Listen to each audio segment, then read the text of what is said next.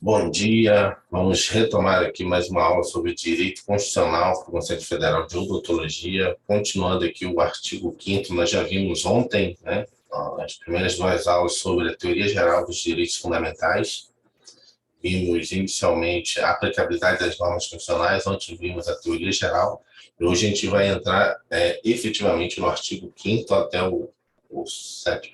Tem que só olhar o edital, mas eu acho que deixa eu ver se eu tinha salvo aqui.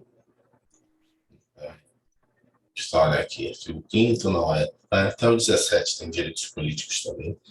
Então, não é só o artigo 5º não, na prova. Então, vamos lá. Os direitos fundamentais estão previstos no título 2 da Constituição Federal de 1988. O título 2, conhecido como Catálogo dos Direitos Fundamentais, vai do artigo 5º ao 17 e divide os direitos fundamentais em 5 diferentes categorias. São os direitos e deveres individuais e coletivos, que é o próprio artigo 5º, direitos sociais, artigo 6º, a 17, né?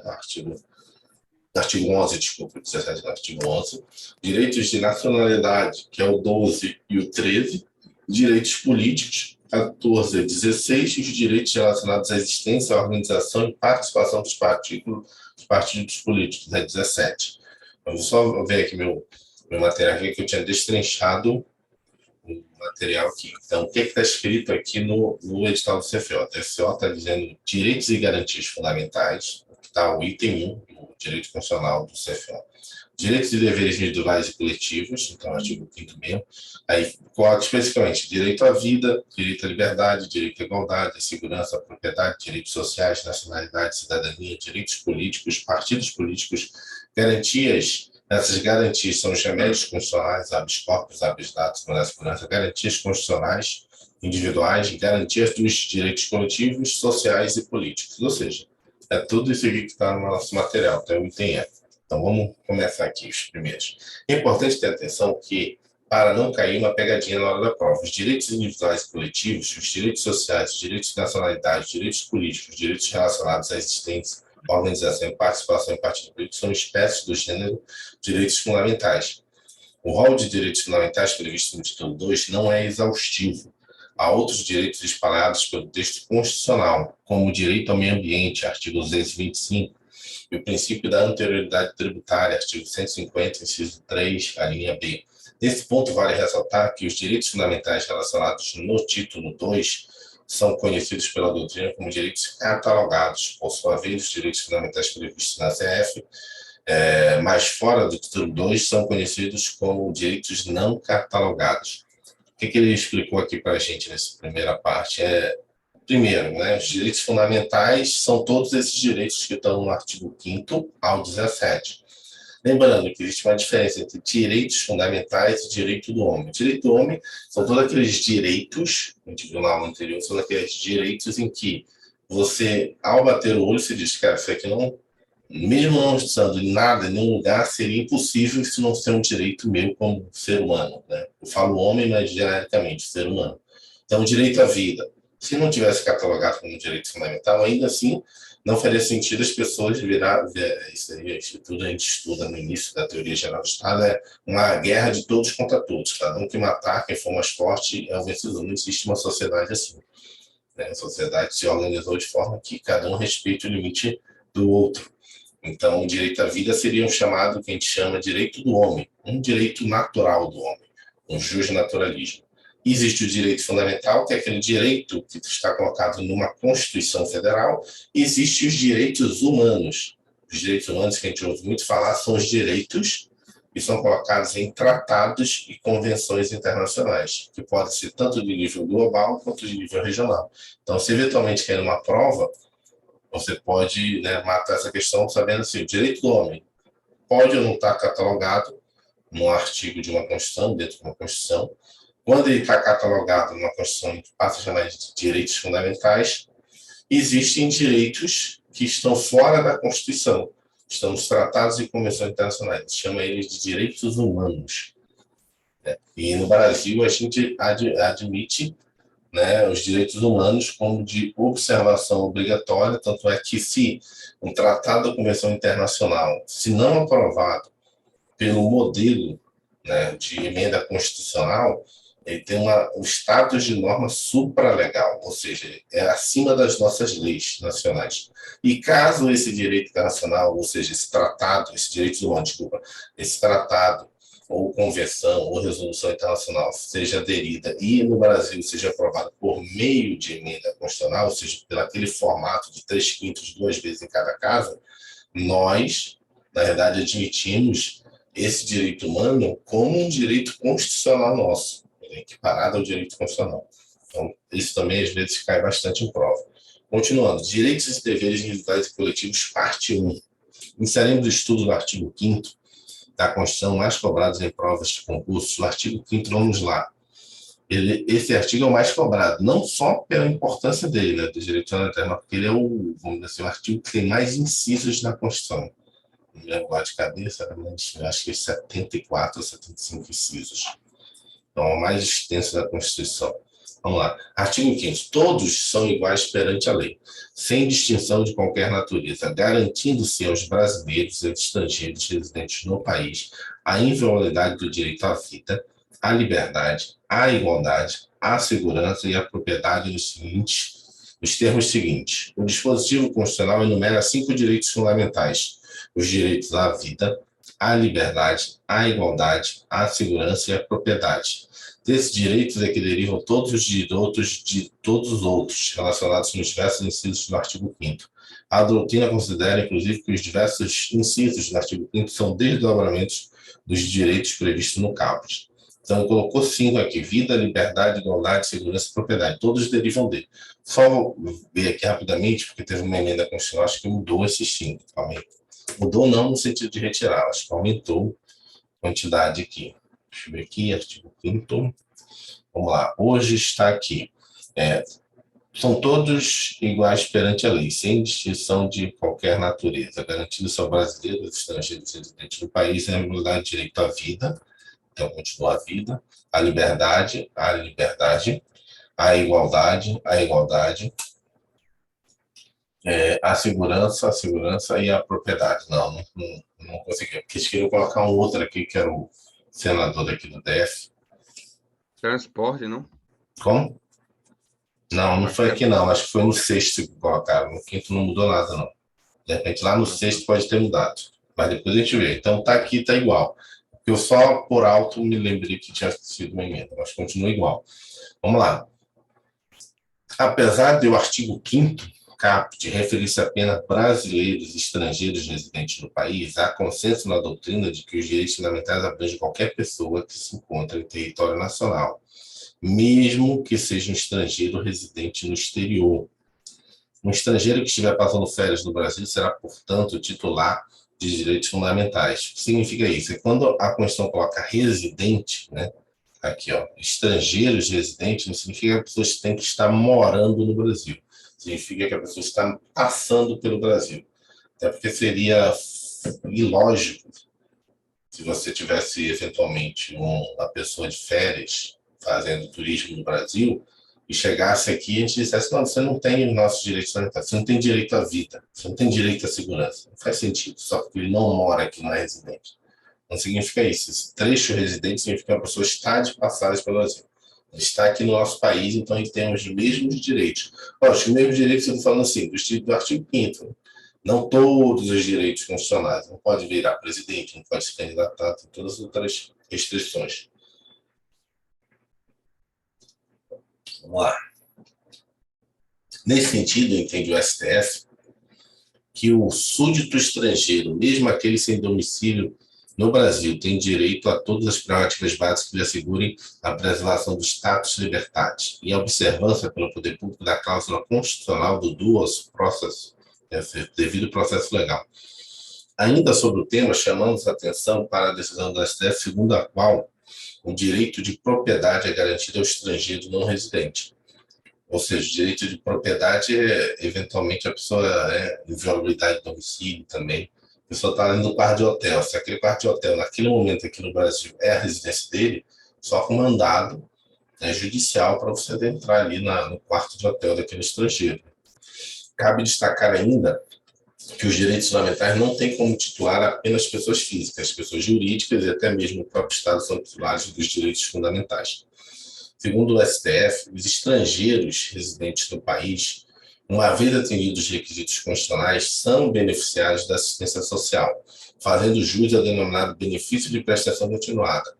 O BPC é um benefício assistencial devido à pessoa portadora de deficiência e ao idoso que comprove não possuir meios de prover a própria manutenção ou de tê-la provida por sua família, ou seja, aquele estrangeiro que tiver nas mesmas condições de um cidadão brasileiro beneficiário do BPC também vai ter direito ao BPC, que é o benefício de prestação continuada. É aquela renda, né, que a pessoa recebe por estar numa situação de completa pobreza, indignidade, né? Não tem condições de manter a sua própria subsistência. No que se refere ao direito à vida, a doutrina considera que é dever. Aqui. No que se refere ao direito à vida, a doutrina considera que é dever do Estado assegurá-lo em sua dupla acepção. Primeira, enquanto direito de continuar vivo.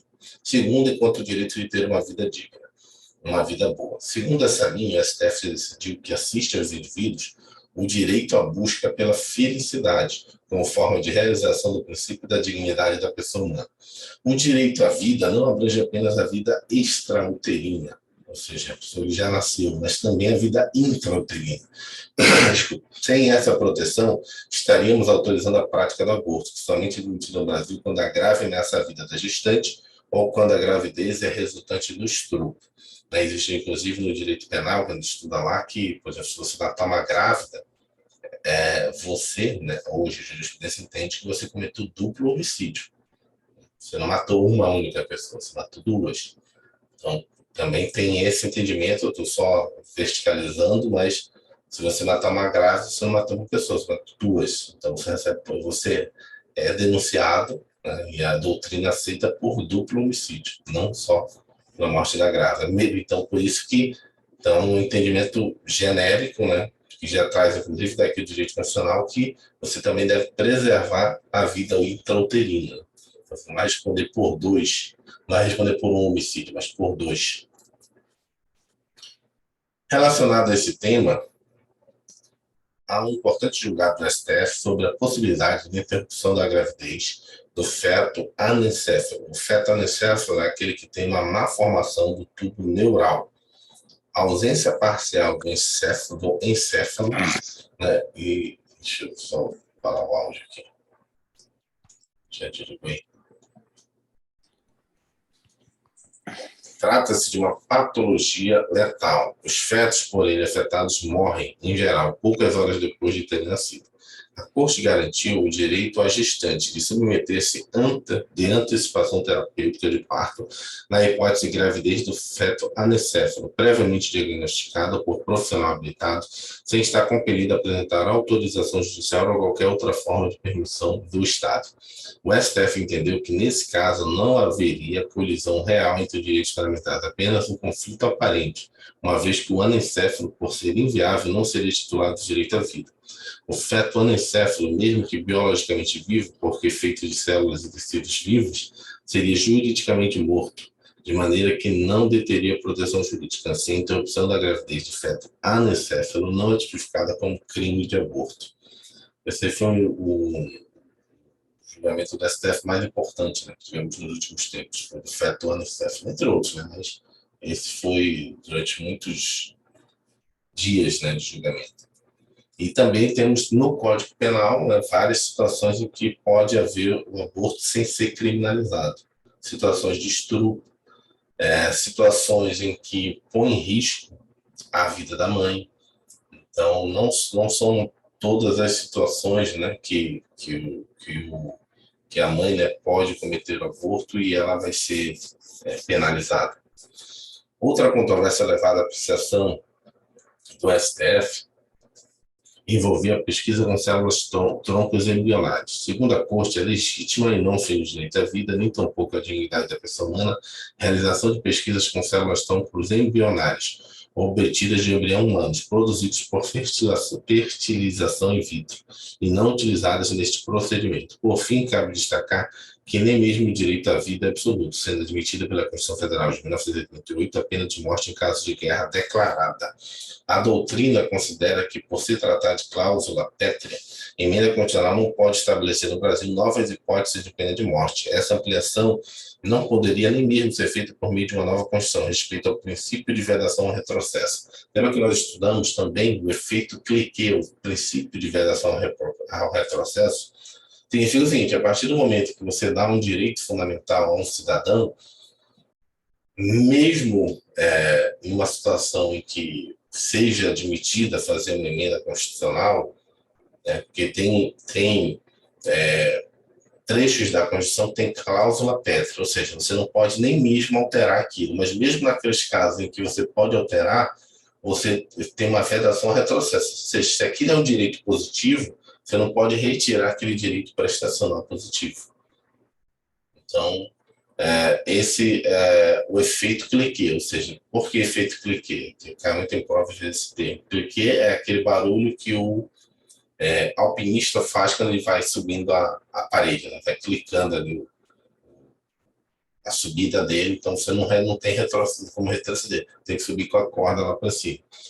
Então, em alguns casos, por exemplo, alguns doutrinadores falam, inclusive, por exemplo, que nem se a gente quisesse uma nova Constituição, que ele colocou aqui, a gente poderia colocar pena de morte, porque como a gente já aderiu a tratados internacionais que vedam você colocar apenas como de morte, você não poderia fazer essa modificação nem com uma nova Constituição, já que o poder constituinte ele é limitado, mas nesse caso não, porque já existe um tratado extra-país acordado, né, em que você não pode colocar pena de morte na sua Constituição. A gente vai pular aqui, porque a gente vai resolver exercícios lá.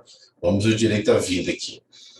Direito à busca da felicidade, união afetiva às entidades familiares, sobrevivência mais existência digna, alcança a vida intra e extrauterina. É relativo, né? Porque você tem um caso de ideia doutorado. É compatível com a interrupção da gravidez de anencefalo e com as pesquisas de célula-tronco. Outra coisa que ficou acordado, que quando eu estou montando lá o grupo e montando as pastinhas lá, é eu pegar esses. Vou botar esses arquivos também, né? O próprio PDF faz essas tabelas, né? A gente fazer o corte e cola dela e botar no grupo também, para revisão, pessoal.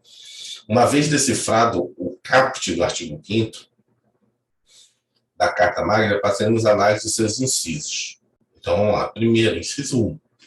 Homens e mulheres são iguais em direitos e obrigações, nos termos desta Constituição. Esse inciso traduz o princípio da igualdade, que determina que se dê tratamento igual aos que estão em condições equivalentes e desigual aos que estão em condições diversas, dentro de suas desigualdades. Obriga tanto o legislador quanto o aplicador da lei. Ou seja, o que ele está falando aqui é um termo que a gente usa de igualdade formal e igualdade material. Igualdade formal é tratar todo mundo igual. Então, independente de raça, sexo, cor, idade, trata todo mundo igual. Só que se você tratar todo mundo igual, não há uma isonomia do ponto de vista efetivo, ou o que a gente chama de ponto de vista material. Por quê? Porque será que eu tratar da mesma forma uma criança e um adulto, tá certo? Tratar um adulto e um idoso, tá certo?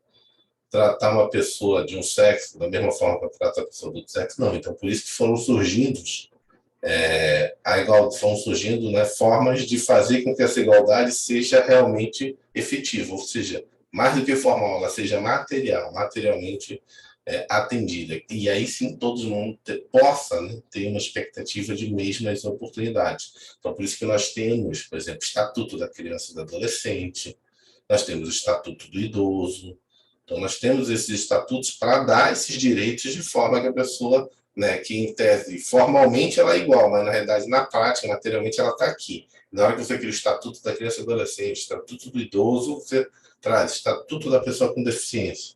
Você trata todo mundo igual. Será que o deficiente também vai ter a mesma expectativa de oportunidades? Não. A mesma expectativa de tratamento na sociedade, no trânsito, mobilidade? Não. Então, cria o Estatuto da Pessoa com Deficiência para que você traga a igualdade material. Então, os estatutos é uma forma de implementação dessa igualdade, né, efetiva, ou igualdade material, que é colocada e entendida pela jurisprudência na Constituição.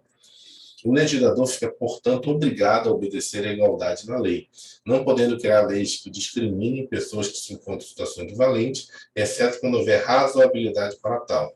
Os intérpretes e aplicadores da lei, por sua vez, ficam limitados pela igualdade perante a lei, não podendo diferenciar, quando da aplicação do direito, aqueles a quem a lei concedeu tratamento igual. Com isso, resguarda-se a igualdade na lei. De nada adiantaria o legislador estabelecer um direito a todos se fosse permitido que os juízes e demais autoridades tratassem as pessoas desigualmente, reconhecendo aquele direito a alguns e negando a outros. Vejamos abaixo interessante trecho do julgado da STF a respeito do assunto. O princípio da isonomia, que se reveste de autoaplicabilidade, não é, enquanto postulado fundamental de nossa ordem política e jurídica, suscetível de regulamentação ou de complementação normativa. Esse princípio, cuja observância vincula incondicionalmente todas as manifestações do poder público, deve ser considerado em sua precípua função de obstar discriminações e distinguir privilégios, sob duplo aspecto, o da igualdade na lei e da igualdade perante a lei. A igualdade na lei, que opera numa fase de generalidade puramente abstrata, constitui exigência destinada ao legislador que, no processo de sua formação, nela não poderá incluir fatores de discriminação, responsáveis pela ruptura da ordem isonômica. A igualdade perante a lei, contudo, pressupondo lei já elaborada, traduz imposição destinada aos demais poderes estatais, que na aplicação da norma legal não poderão subordiná-la a critérios que sejam tratamento seletivo ou discriminatório. De novo, esse tratamento que ele está falando aqui é discriminatório. Quando eu falo que tem os estatutos que fazem igualdade material, é um tratamento positivo. Eu não posso, como legislador, criar leis que discriminem as pessoas, né?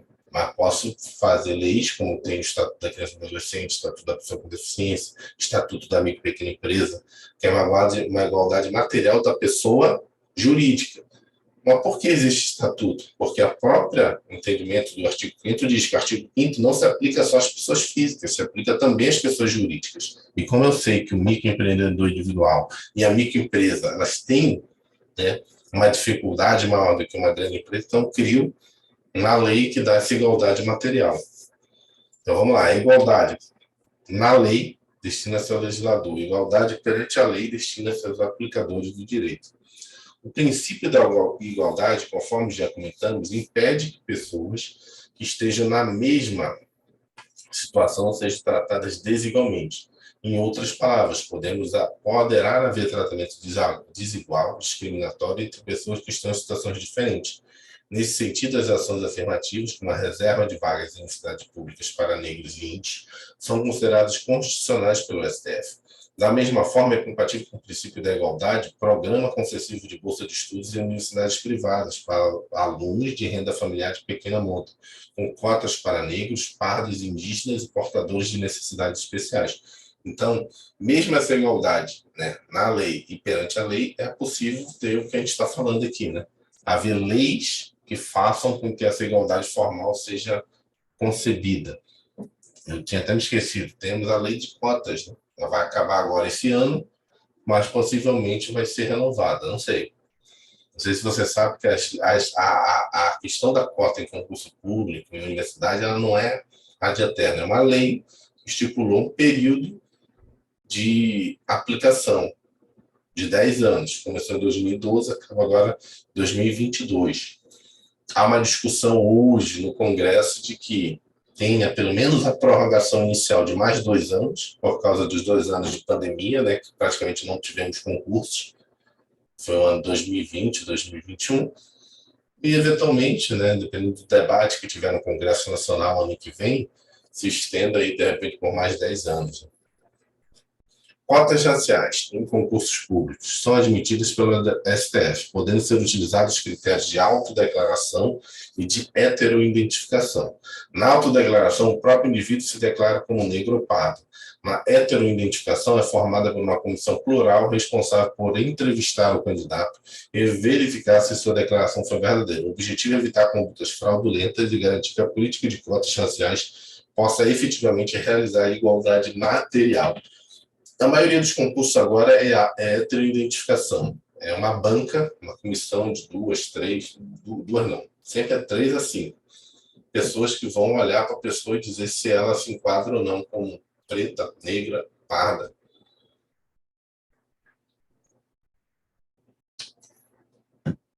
Segundo o STF, o legislador constituinte não se restringira, vou ficar só atento aqui, que a gente passa lá para os exercícios.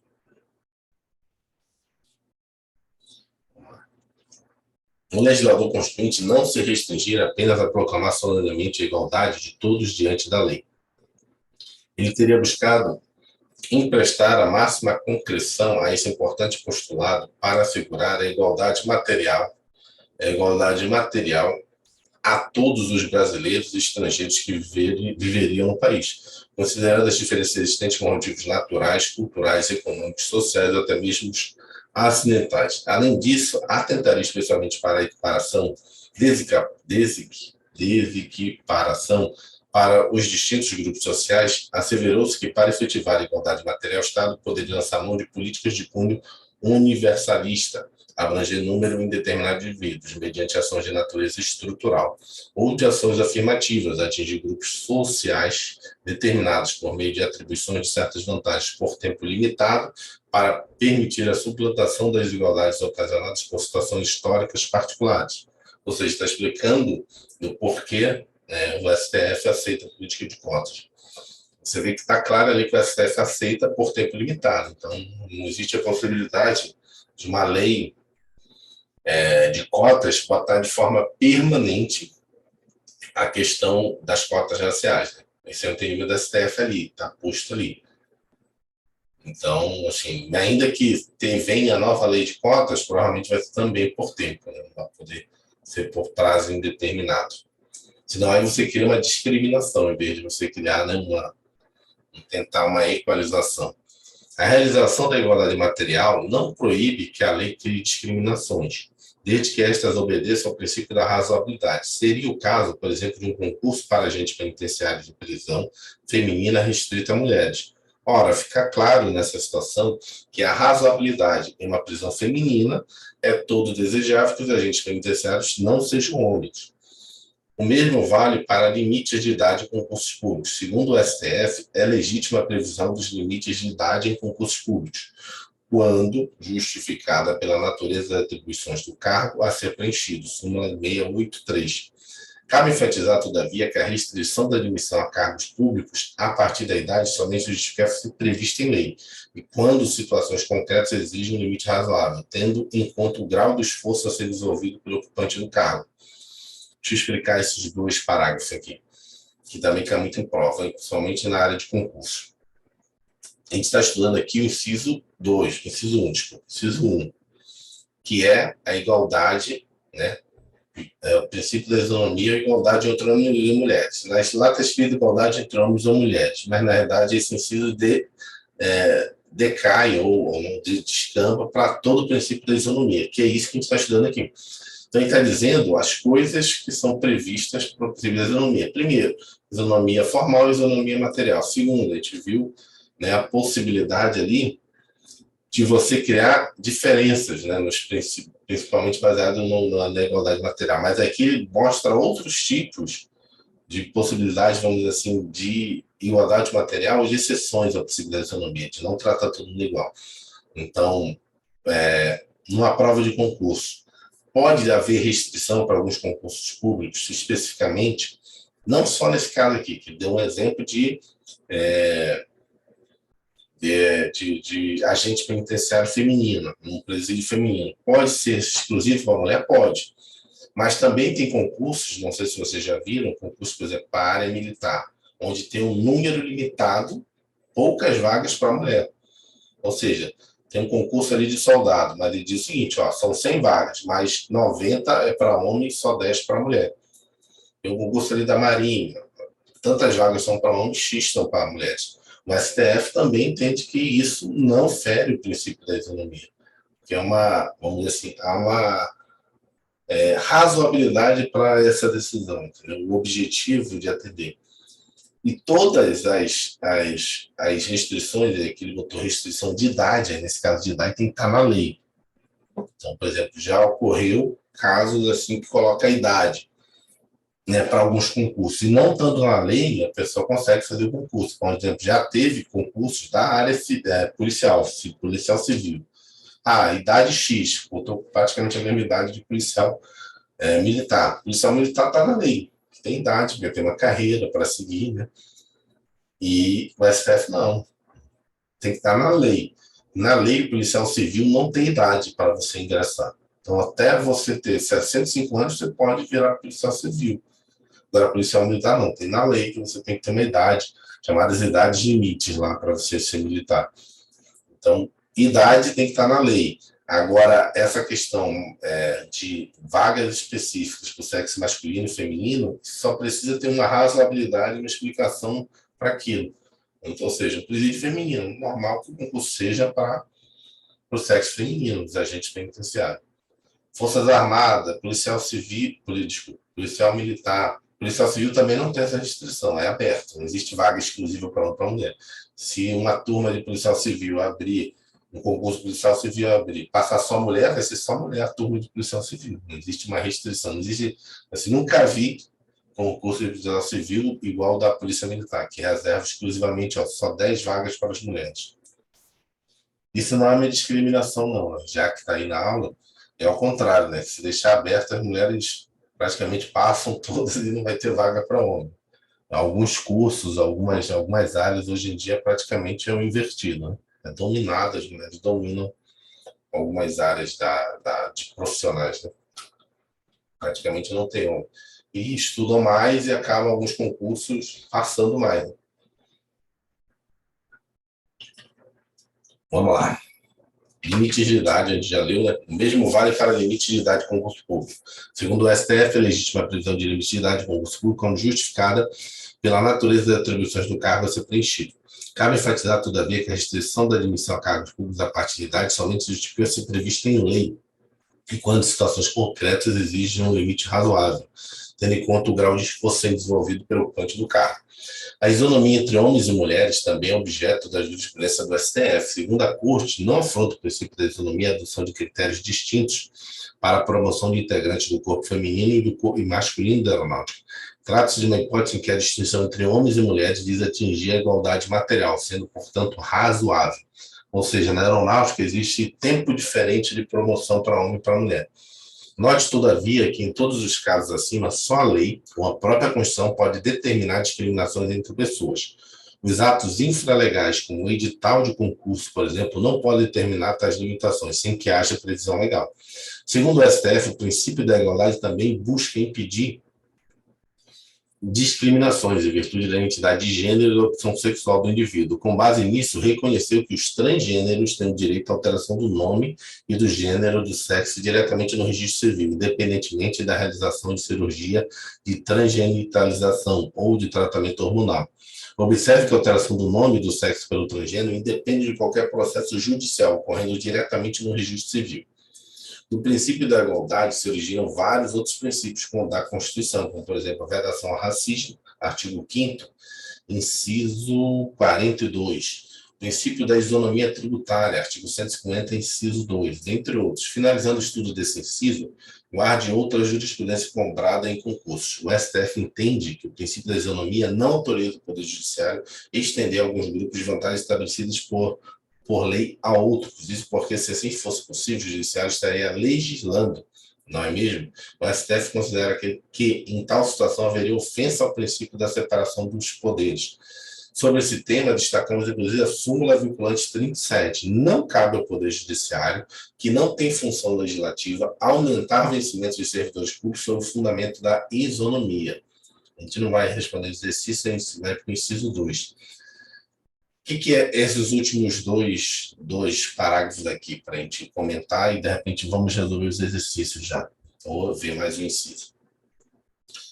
Transgênero, por exemplo, eu, cidadão comum, Will, Jaque, Luiz, se nós quisermos mudar o nosso nome, nós temos que fazer um processo judicial.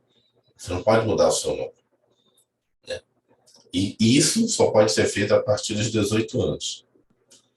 Um transgênero, se ele tiver já, né, assim, não precisa ter feito o processo de transgenitalização, ou seja, que é a cirurgia, né? Nem hormônios, né? Aquelas questões todas. Mas se você tiver com aparência já, eventualmente, você pode ir no registro civil, no cartório, e falar e muda o seu nome. Não sou.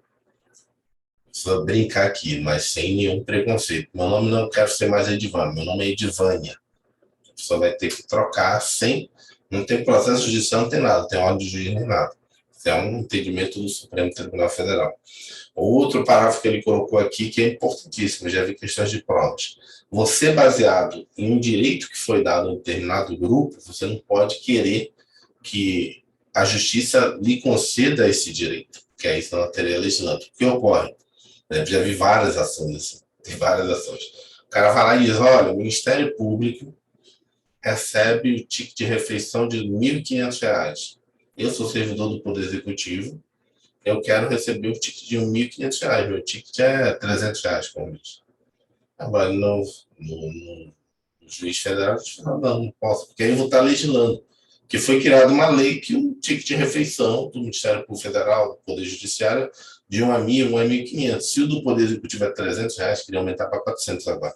É R$ 300, vai continuar R$ 300. Porque se ele der, porque a alegação dessas ações é o princípio da isonomia. Eu também sou servidor público federal, assim como o cara que é servidor da Justiça Federal, assim como o cara que é servidor do Ministério Público Federal, assim como o cara que é servidor do Senado, porque o ticket de refeição do servidor do Senado é maior do ticket do cara que é do Ministério X. Mas aí a Justiça não entra nisso, baseado nesse parágrafo aqui, né, nesse entendimento. Porque se a Justiça concedesse, ela estaria fazendo papel legislativo. Porque como aquilo foi dado um benefício por meio de lei, eu não posso estender benefícios. Né?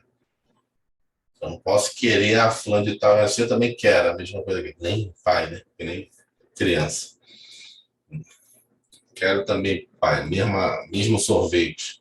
Vamos ver se o inciso 2 é grande, da leitura, senão a gente já passa por um inciso 3. Acho que não, o inciso 2 é pequeno e a gente vai para os exercícios hoje. Mas a gente vai sair daqui e vai para a plataforma até concursos para responder os exercícios lá.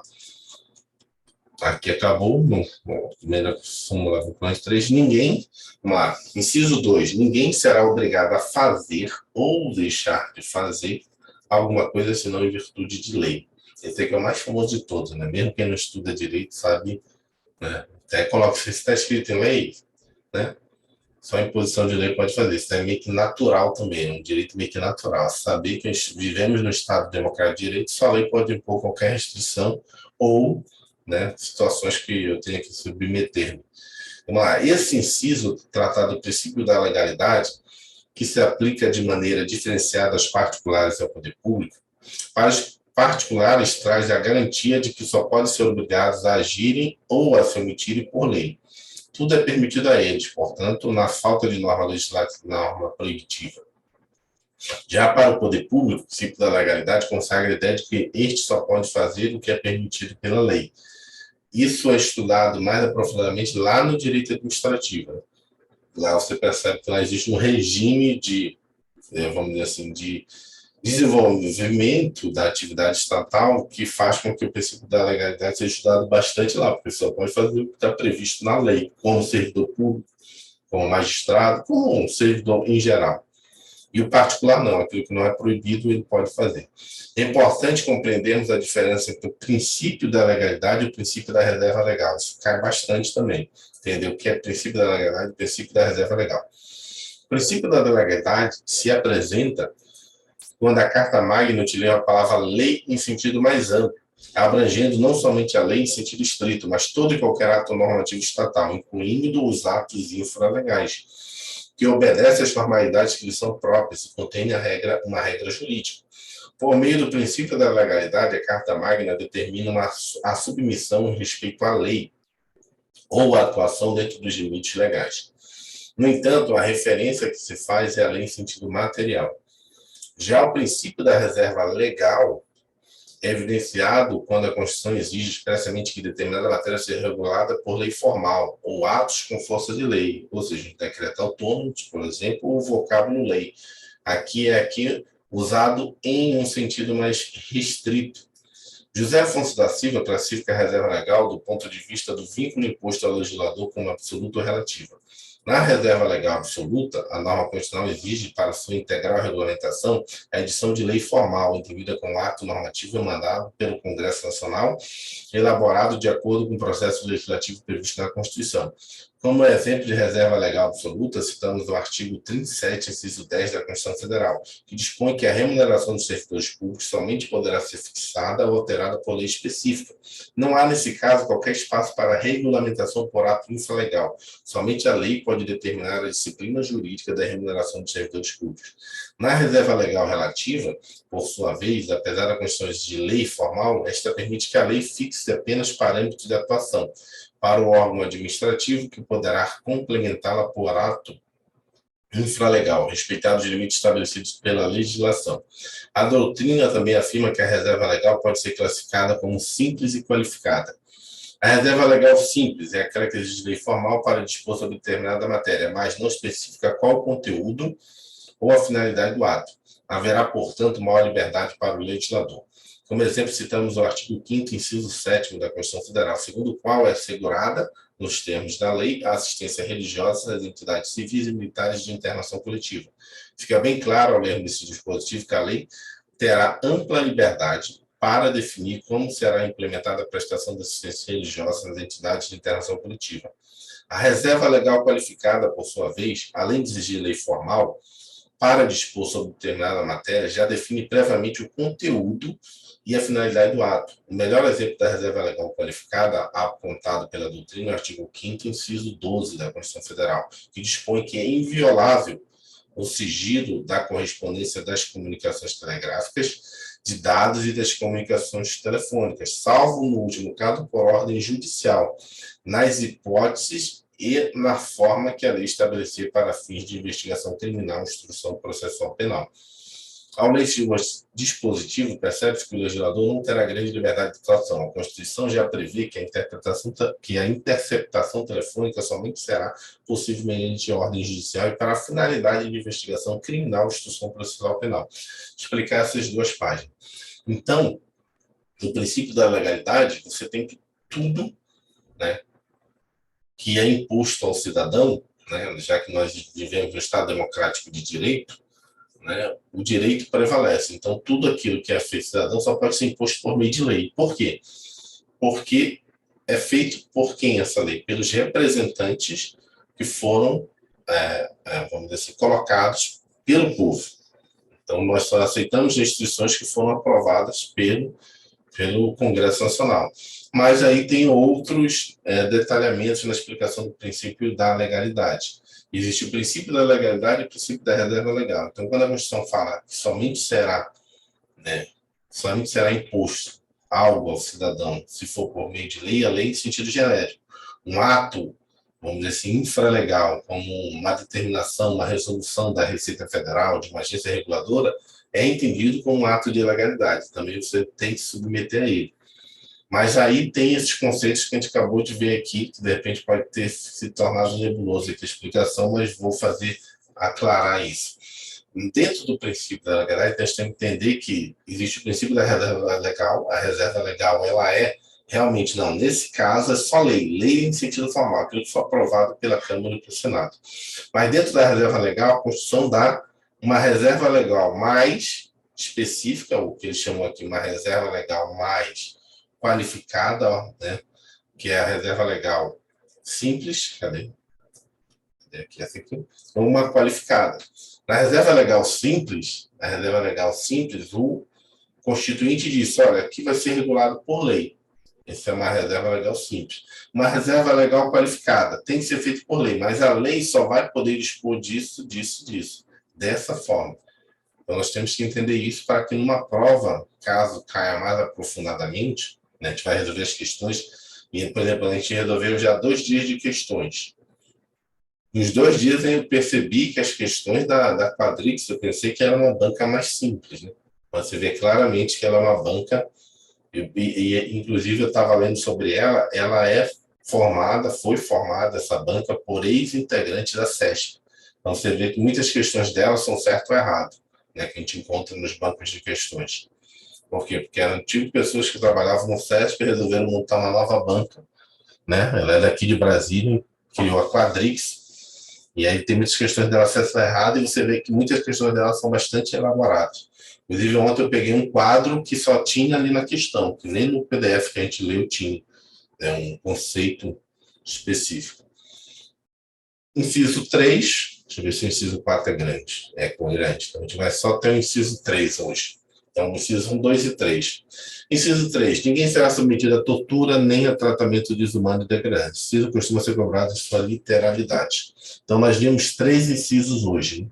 O caput, no artigo 5º, inciso 1, 2 e 3. Agora a gente vai para os exercícios.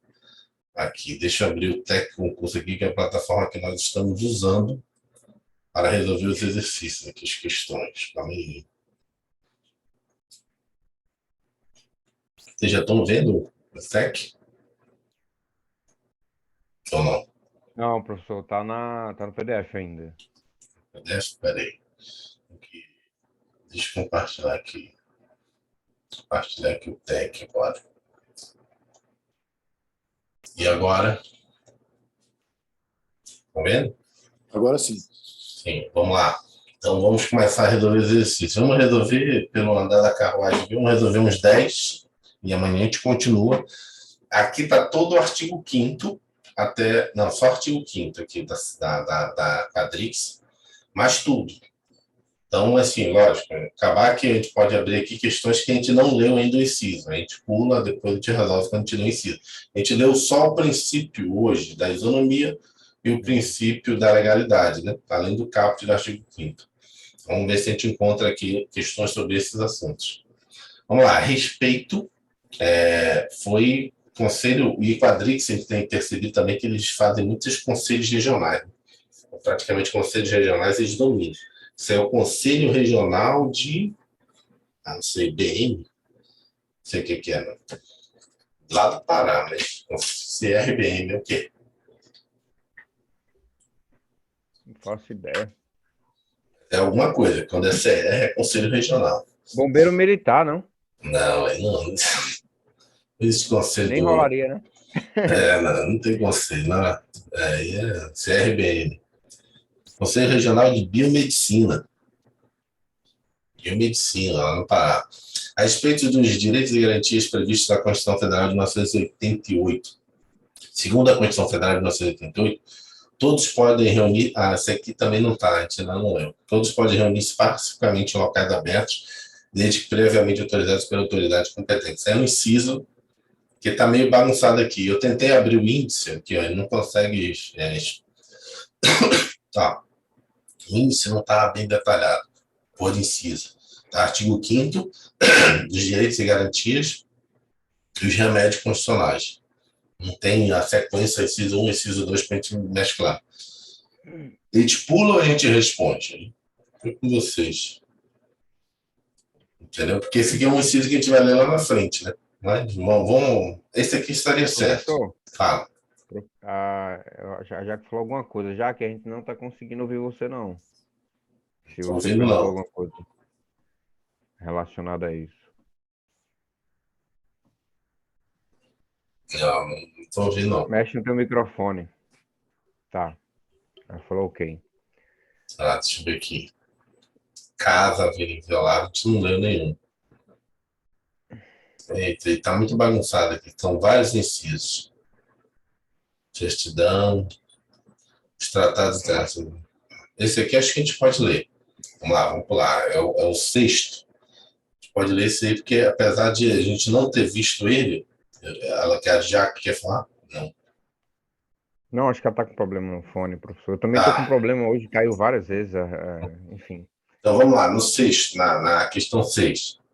A gente não estudou isso, mas eu falei na aula. O que seria isso? Nós temos os direitos do homem, direitos fundamentais, direitos humanos. Direitos fundamentais é aqueles que estão na Constituição Federal.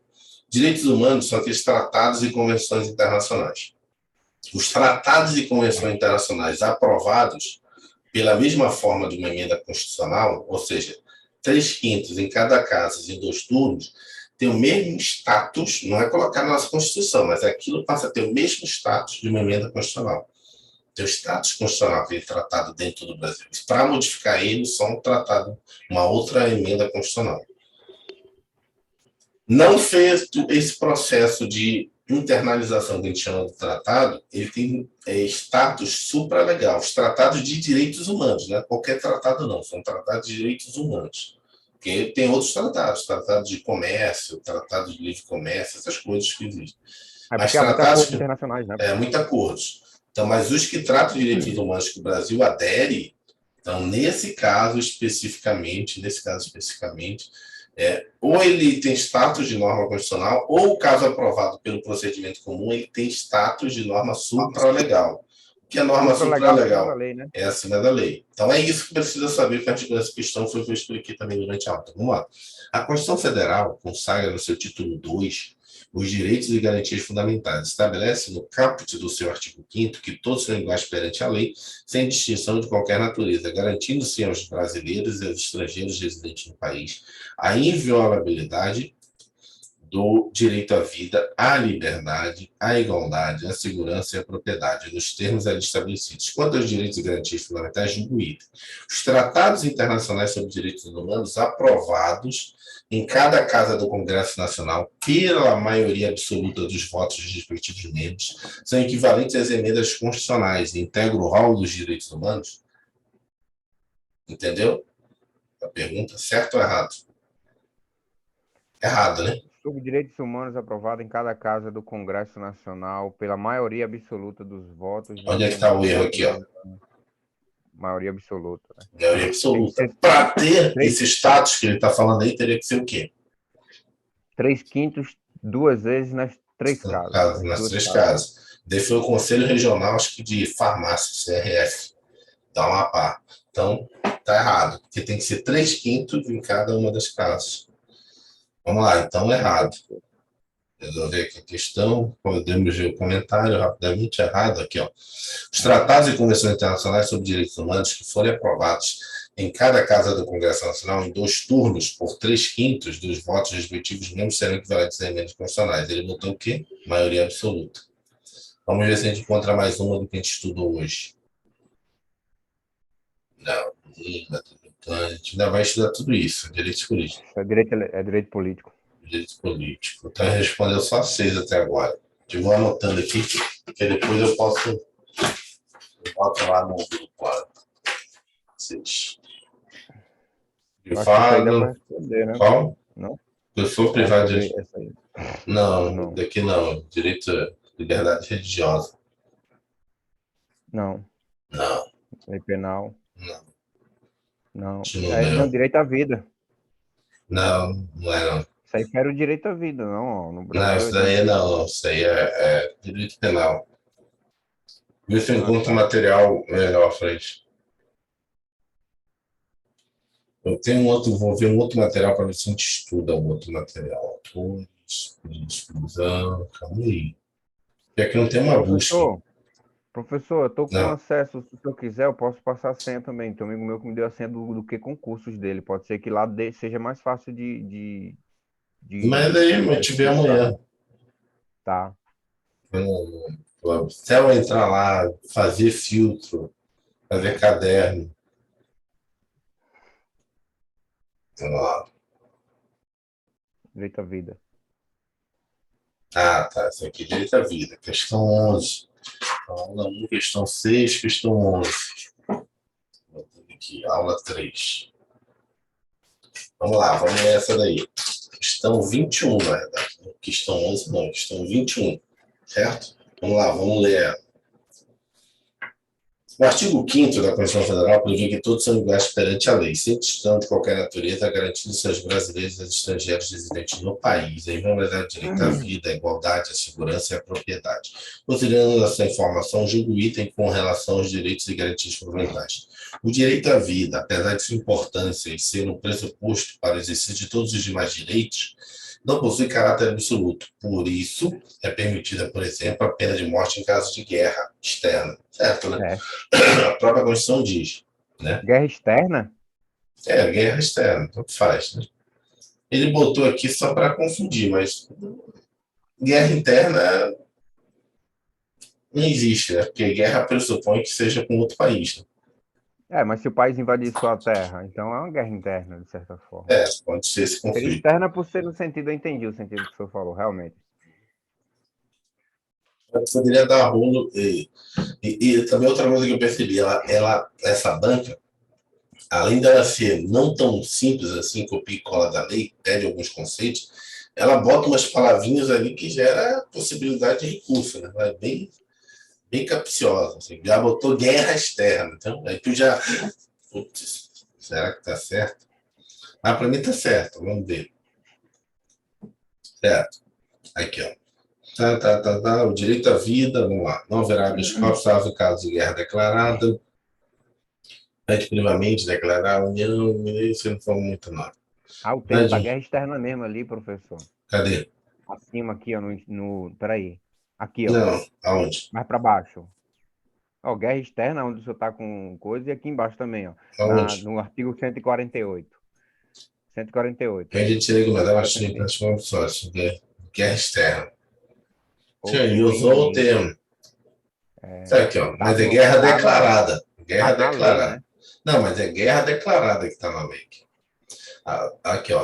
Não haverá penas de morte, salvo em caso de guerra declarada. Os termos do artigo 84, inciso 9. Vamos lá. Tá. Entendi.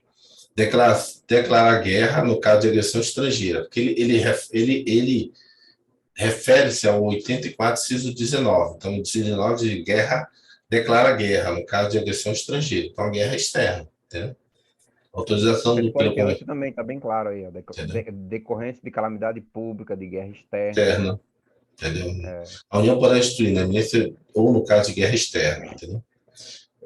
Guarde ainda que em 1989 foi aprovado o protocolo facultativo ao Pacto Internacional de Direitos Civis e Políticos, que prevê a abolição da pena de morte. Esse protocolo entrou em vigor em 1991 e o Brasil aderiu ao protocolo por meio do Decreto Legislativo 311 de 2009, com reserva expressa no artigo 2º do tratado, pois, apesar da Constituição proibir a execução da pena capital, permite a sua execução no caso de guerra declarada. Assim, o referido tratado possui status supralegal, isto é, derroga disposições legais eventualmente conflitantes, mas submete-se a autoridades da Constituição Federal. Aquilo que eu comentei, né? Mesmo a nova Constituição não pode colocar pena de morte porque a gente já aderiu a esse tratado, esse protocolo. Não é admitida qualquer reserva para esse protocolo, exceto a reserva formulada no momento da ratificação, a adesão que prevê a aplicação da pena. Tem alguém que está arriscando aí, a Jack está arriscando aí a minha tela. Isso da condenação penal da violência militar. Desculpa. Não, pode riscar. Se você quiser identificar alguma coisa, riscou ali guerra declarada. Aqui em verde. Mas pronto, isso aí tá certo. Vamos para a próxima aqui. Essas besteiras aqui. Mais uma aqui que eu vou encontrar. Próximo. Deixa eu ver como é que tira isso aqui, não sei. O senhor pode fazer, sabe o que também, professor? Acho que se eu pular ali na outra seta, é mais fácil de mudar o assunto, né? Bom. Tô aqui? O senhor usa mais tempo nessa de baixo aqui, da direita? Não, embaixo, na esquerda, desculpa. Embaixo, esquerda. Não tem essas setas maiores e as setas menores? Aí vai pular só de questões aqui, essa outra aqui. Não, mas o tópico é só esses que estão aqui no índice. Tá. Tem que, se tivesse por inciso, daria para ver. Tá? Vamos lá, 22, que é esse aqui. Tá, esse aqui a gente fez. 22 a gente estudou. Vou anotar aqui. 22, aqui a gente fez, viu? O princípio da igualdade. Lá. Não vou ler isso aqui, porque artigo 5º é, de novo, aquela mesmo enunciado. Vamos lá. Com fundamento no direito de igualdade, não pode existir, como medida de justiça, tratamentos diferenciados em razão do gênero, da capacidade física ou da condição econômica do indivíduo. Errado demais. Errado, né? Na verdade, existem os estatutos, né? Estatuto da pessoa com deficiência, Estatuto do idoso, Estatuto... Direito direcionado à mulher, né? Uhum, que sim. são direitos inerentes a ela. Errado. Com fundamento do direito à igualdade, não pode existir como justiça tratamento em razão do gênero. Não, está errado. É errado. No âmbito do direito à igualdade entre homens e mulheres, como enfatizar que, além dos tratamentos diferenciados entre homens e mulheres previstos na própria Constituição, pode a legislação infraconstitucional também atenuar as diferenças de tratamento em razão do gênero. Nesse sentido, conforme assentado do Supremo Tribunal Federal, a imposição de discriminação para fins de participação em concurso público só é compatível quando demonstrada a proporcionalidade e a legalidade da imposição, em razão da natureza do cargo. É o caso, por exemplo, de presídios femininos e masculinos, institutos de internação de menores. Por exemplo, cargos públicos exclusivos para servidores do sexo feminino ou masculino, presídios femininos, ou teste psicotécnico, o famoso teste psicodoido, limitações de idade, gênero e altura, assim como exigências determinadas. Foi o que a gente leu, né? Cursos superiores para este ou aquele cargo são requisitos somente de lei de criação ou regramento que podem prever. Jamais podem ser incluídos somente por edital. Súmula vinculante 44. Só por lei se pode sujeitar exame psicotécnico à habilitação de candidato a cargo público. Isso é bom porque aí deve cair muito para a polícia. Súmula vinculante 44, porque é o que os concursos são cobrados, né? Para a polícia sempre tem psicotécnico. Então, somente lei pode sujeitar exame do psicotécnico. Também o verbete 683 da súmula de jurisprudência predominante do Supremo Tribunal Federal estabelece a possibilidade de limite de idade para inscrição em concursos públicos, desde que justificada pela natureza da atribuição do cargo. Súmula 683. O limite de idade para inscrição em concurso público só se legitima em face do artigo 7º, inciso 30 da Constituição Federal, quando possa ser justificado pela natureza da atribuição do cargo a ser preenchido. Então, tem que ser lei, né? Só lei. E a lei também tem que ter legitimidade, senão a lei também é inconstitucional. Então, errado, né? Vamos ver se a gente encontra mais uma. Então, já foi 11 e 21. Então, vamos resolver pelo menos 5 que a gente encontra aqui. Esse aqui, a dignidade da pessoa humana, decorre de direitos de personalidade, sociedade livre, não. A lei garante a segurança, as responsabilidades, a privacidade da Direito penal. Retroatividade. A reserva legal. Opa, princípio da reserva legal. Questão 26. Tu vê que ele coloca aqui, ó. Já caiu em 2 concursos aqui, tá vendo? Essa mesma questão da reserva legal que a gente estudou. Vamos só revisar aqui, reserva legal. O que a gente entendeu ali no princípio da legalidade? Quando a Constituição diz legalidade, ela diz legalidade em sentido genérico. Então, tanto um ato infralegal, por exemplo, a agência reguladora emitir uma resolução, o cidadão, a empresa afetada vai ter que submeter aquilo.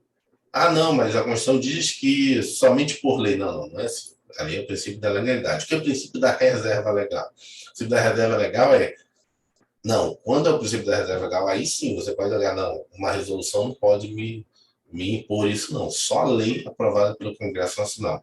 E tem mais, dentro da reserva legal, você tem uma reserva legal qualificada, que é aquela reserva legal que o Constituinte diz o seguinte, somente lei vai fazer isso, e a lei só pode fazer isso, isso e isso, não pode aumentar. Então, quando ela diz que a interceptação telefônica somente pode ser feita por lei, a regulamentação, e quando regulamentar, essa interceptação só pode ser feita para instrução de investigação criminal ou processo crime, quer dizer o seguinte, quando a lei fizer a regulamentação da interceptação telefônica, não pode botar que o cara está respondendo processo administrativo, pode fazer interceptação, não pode.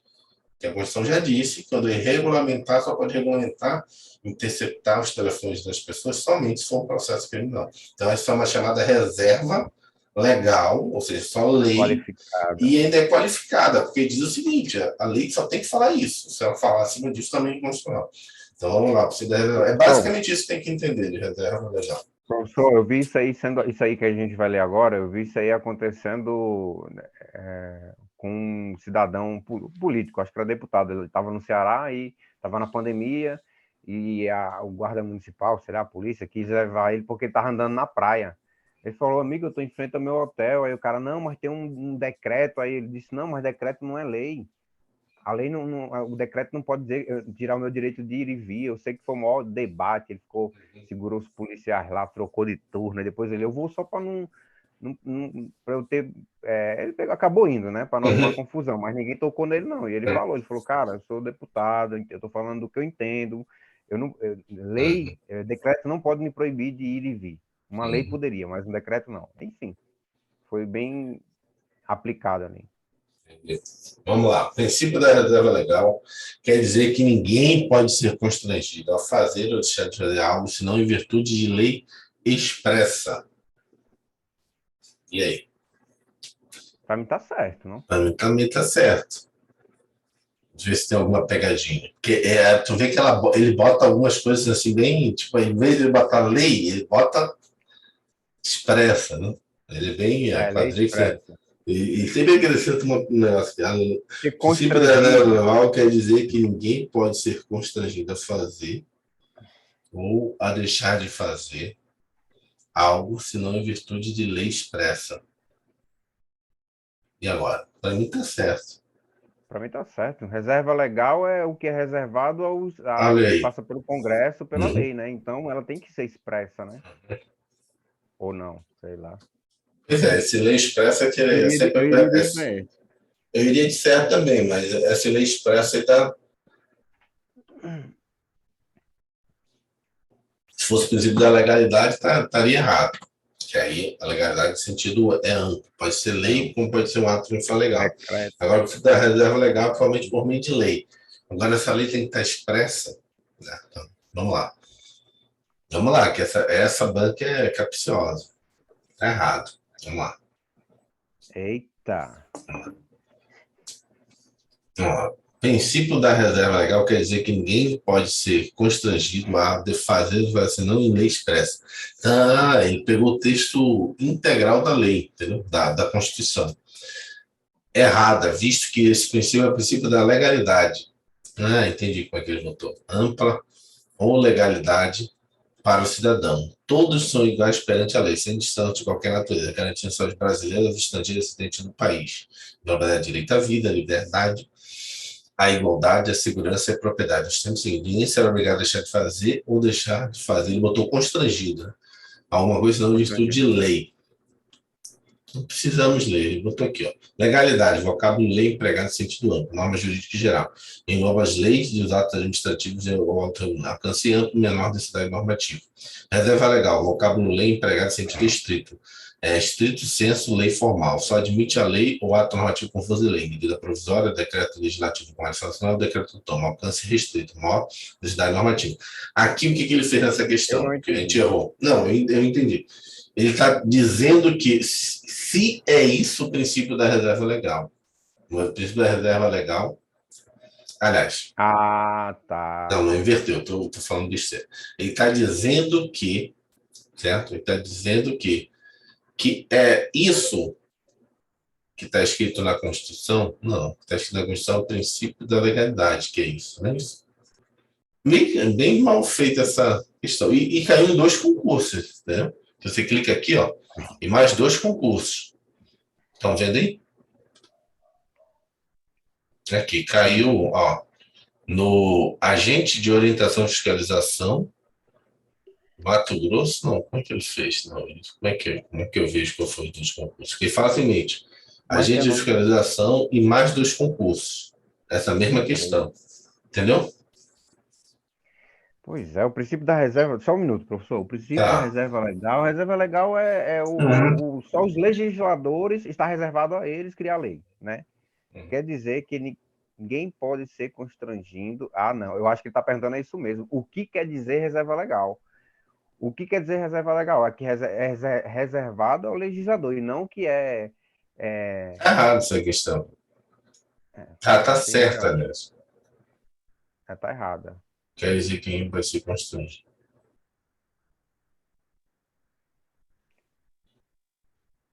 Não, tá mal interpretado aqui. Essa aqui tá certo. Tem que ver o gabarito original. Que é isso? O princípio da reserva legal quer dizer que ninguém pode ser constrangido a fazer, deixar de fazer, senão algo em virtude de lei expressa. Só que aqui o Não, termo lei professor, eu acho que eu expressa. entendi, ó. Eu acho que eu entendi, professor. Tem como descer aí? Ó, pelo que eu entendi aqui agora, ele está perguntando o que é reserva legal. Reserva legal não é isso aí que está escrito. Reserva legal quer dizer que é reservada aos nossos legisladores a criação de lei. Mas aqui ele aplicou ele aplicou aqui, ó, reserva legal. Isso aqui está dentro da reserva legal, que é criar leis que a gente vai ter que obedecer só aquilo que está na lei, nós cidadãos. Mas Aqui ele está perguntando o que é reserva legal. Reserva legal é o que ele explicou aí, é o que está reservado à lei pelo menos foi isso que eu entendi depois, né? Não, deixa eu ver se alguém comentou aqui. Vamos ver o comentário de aluno aqui.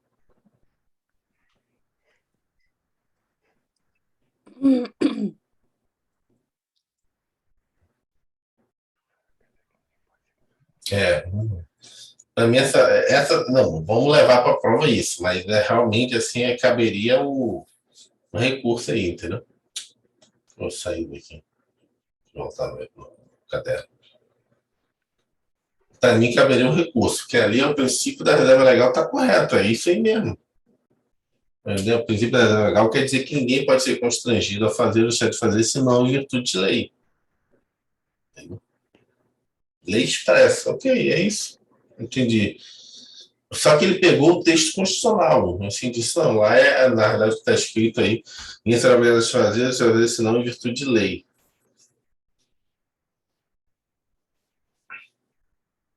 Enfim, essa questão, vamos deixar um asterisco. Você lembra que eu falei para vocês na primeira aula, tem questões que você tem que botar bizu antes da prova, cara, essa questão aqui, não posso errar, tá? Então, vou fazer mais uma para finalizar. Reserva legal, vamos ver, de novo, reserva legal aqui, 47. Vamos ver o que ele vai entender aqui. Vamos lá. Reserva legal subordina a matéria sob reserva à lei em sentido material, isto é, a norma adotada de generalidade e abstração. Aí eu teria que explicar uma outra coisa para vocês. Existe lei em sentido formal e lei em sentido material. Vocês já ouviram falar sobre isso. Existem dois tipos de lei, a lei em sentido formal e a lei em sentido material. O que é lei em sentido formal? A lei em sentido formal é uma lei que foi aprovada pelo Congresso Nacional. Ela é formal, formalmente é uma lei. Só que, às vezes, a lei ela é formalmente material, só que o conteúdo dela, a matéria, não é de lei. Meio estranho isso, né? Mas existe isso. Uma lei que ela é feita pelo Congresso Nacional, mas o conteúdo dela não é de lei. Como eu sei que o conteúdo de uma coisa que foi aprovada pelo Congresso Nacional não tem um conteúdo de lei? Quando ela é uma lei que ela tem efeito concreto. Como assim efeito concreto? O caso mais clássico é uma lei orçamentária. A lei orçamentária é aprovada pelo Congresso Nacional, mas ela não tem o conteúdo de uma lei, porque aquilo ali é um planejamento do Poder Executivo que foi aprovado. Aquilo ali são receitas e despesas. Quando acabar aquele período ali do orçamento, acabou a lei. Então, não tem efeito de lei. A lei, elas são feitas por prazo indeterminado. Quando eu crio uma lei, por exemplo, Código Penal, é até ser revogado. Quando eu crio uma determinada situação numa lei, é para sempre. A lei orçamentária não tem essa característica, é só para aquele ano. E ela é específica de receita, despesa, não se aplica a todo mundo, só para um caso específico ali. Então tem isso, então lei em sentido formal e lei em sentido material. Agora vamos resolver isso aqui. Ele fala o seguinte, a reserva legal subordina a matéria sob reserva de lei em sentido material, isto é, a norma adotada de generalidade e abstração. Cara, eles estão pegando pesado aqui. Conselho Regional de Psicologia do Mato Grosso. Então, o que acontece aqui? Para mim, isso aí estaria certo também. Por quê? Porque em sentido material, uma lei que não é em sentido material, ela tem generalidade e abstração. A matéria de uma lei em sentido material, ou seja, o conteúdo dela, ela tem que ter o quê? Generalidade, a aplicar-se a todo mundo e abstração, casos específicos. Então, por exemplo, eu não digo especificamente que o órgão tal, porque a lei orçamentária é uma lei, a lei orçamentária não é uma lei formal só. Porque eu digo especificamente, aquele órgão X, o Ministério da Saúde vai gastar tanto e tanto. Uma lei, as leis, elas não são assim. A lei fala o seguinte, ó, quem cometer homicídio, pena tal e tal. Ou seja, eu não digo quem vai cometer homicídio. Eventualmente, qualquer um, é uma abstração. Eu só digo uma coisa: quem se aplicar aquela lei vai estar aplicada. Entendeu? Quem se subsunção, é chamada subsunção, quem submeter aquela lei, aquele caso fático ali, ou seja, aplica a lei. Então, em sentido material, é isso. Agora, vamos ver. A reserva legal subordina a matéria sobre a reserva de lei. Mas aí que está. Para mim, a reserva legal, ela diz o seguinte, que a lei tem que ser em sentido formal. Então, aí estaria errado, né? Entendeu? Agora, eu estou começando a tentar entender a lógica dessa banca. Que ela parece simples, mas não é tão simples. Porque lá, quando a gente estuda o princípio da legalidade e depois vai entender o princípio da reserva legal, diz que o princípio da reserva legal se subordina à lei formal. Então, não precisa ser lei material. Entendeu? Quando eu falo o seguinte, vamos lá, vou explicar. Quando a gente estudou o princípio da legalidade, diz o seguinte: o princípio da legalidade ele é genérico, ou seja, abarca tanto lei quanto atos infralegais. Isso aí está entendido? Então, o princípio da legalidade é lei e atos infralegais. Quando eu disse assim, ó, mas existe dentro do princípio da legalidade o princípio da reserva legal. Quando eu falo do princípio da reserva legal, eu digo o seguinte: nesse caso, não pode ser um ato infralegal, tem que ser pelo menos uma lei em sentido formal, ou seja, aprovada pelo Congresso Nacional. Então, não precisa ser uma lei material, entendeu? Ela tem que ser pelo menos formal. Porque lei em sentido material não basta ser aprovada pelo Congresso Nacional, entendeu? Ela tem que ter o conteúdo de lei. Mas na reserva legal eu não estou fazendo essa restrição. Ela só precisa ser formal. Se ela tem conteúdo de lei ou não, você passa. Então, agora sim, estou mais ou menos entendendo o que essa banca quer, entendeu? Vamos ver. Entendeu? Porque está errado? Vamos lá. Acho que agora que eu estou entendendo a forma que ela está pensando. A reserva legal subordina a matéria sua reserva de lei em sentido material? Não. Não tem essa restrição para a reserva legal. Tem que ser em sentido formal. Tem que ser uma lei. Foi aprovada pelo Congresso Nacional, é uma lei. Agora, é esse destrinchamento que eu estou falando. Que existem leis que são só formalmente leis. Mas que materialmente você vai ler e você diz, cara, isso aqui não é uma lei. Daqui a um ano isso aqui não vale mais para nada. Não serve. Nem é revogado, porque não tem mais aplicabilidade. Lei temporária. É uma lei, ela não é temporária. Porque lei temporária, ela acaba. A lei temporária, ela tem tempo, né? Aí depois ela durante a pandemia. Não, mas aí é lei temporária. A lei temporária, ela diz o prazo em que, a partir daquele momento, você não aplica mais a ela. Entendeu? A lei orçamentária, não. Ela continua valendo, mesmo que acabe o ano. Mas algumas coisas não vão ser mais aplicadas. Mas por que elas ainda ficam valendo mesmo que acabe o ano? Porque existem as chamadas despesas de exercícios anteriores, então tem que ficar lá registrada essa lei, entendeu? Então mas ela não é uma lei em abstração.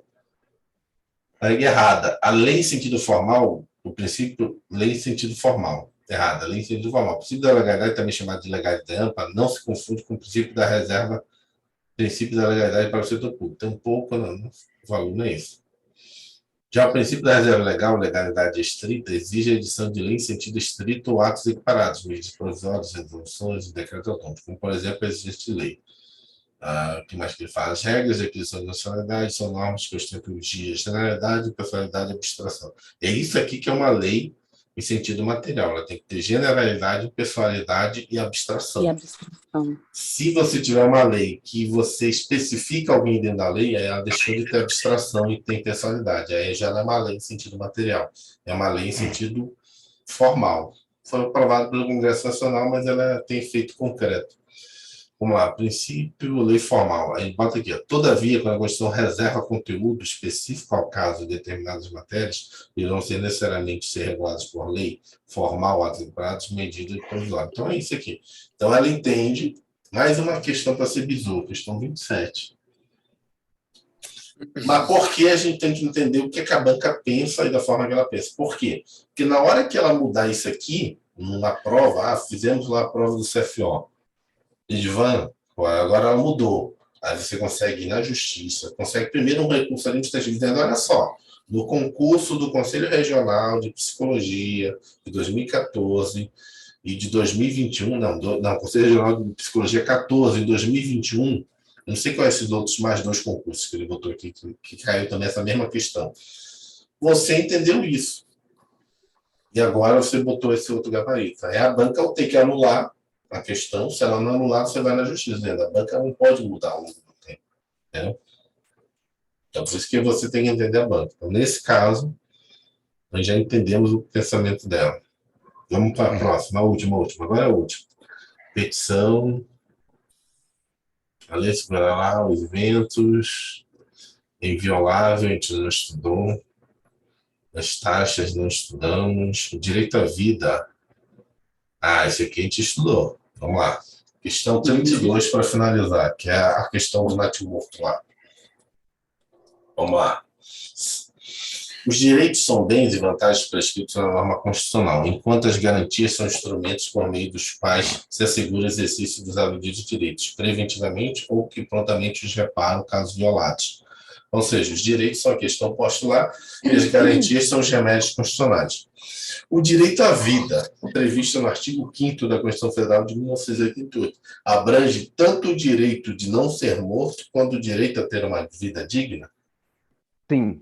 Sim, essa daí foi o que a gente leu, né? O Supremo Tribunal Federal entende isso. Então, por hoje é só, mas o Supremo Tribunal Federal falou isso. Aqui, ó. Direito constitucional, cadê? Tinha um julgado do Supremo Tribunal Federal. O direito à vida, previsto na Constituição, abrange tanto o direito de não ser morto quanto o direito a ter uma vida digna. Correto. A Constituição do direito à vida engloba desde a concepção o direito de viver e defender a própria vida, além de levar a uma vida digna. Não é outro pensamento da doutrina contemporânea, nesse sentido, José Afonso da Silva, mas o próprio STF já escreveu isso em algum julgado. Pronto. Então, eu te respondeu hoje a questão 6, 11, 22, 26, 27 e 30. Como é que foi? 32. 32. Eu seleciono essa para botar lá em PDF e botar no grupo. Amanhã não, amanhã é domingo. Segunda-feira a gente retoma, então, pessoal. Bom final de semana. Deixa eu só parar aqui a gravação.